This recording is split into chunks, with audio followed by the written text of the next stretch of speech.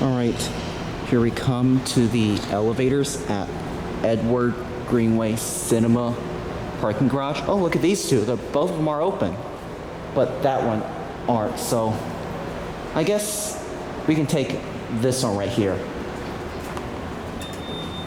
Oh, look at the sensor light. Look at that. Look at that. It just turns on when you walk into the elevator. All right, let's go up to 9.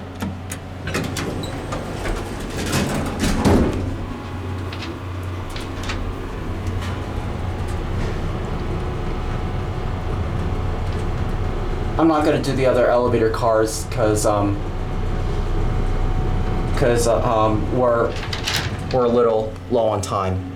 These are your fixtures. All right, so we'll go down to 1 and we'll end the video on the 2nd floor. That's where we're parked. This is a pretty nice elevator. It's been a while since I filmed this since I had my TX30. I'm with my friend Sneha today. Hi everyone. On a Schindler traction elevator. All right, now once the elevator opens, send it up to 2. Door close and press the button. I love that. Push the button, go out. And as you see here, you got your ADA compliant foam. I think this is where we get to the parking garage. Yeah. Watch the close.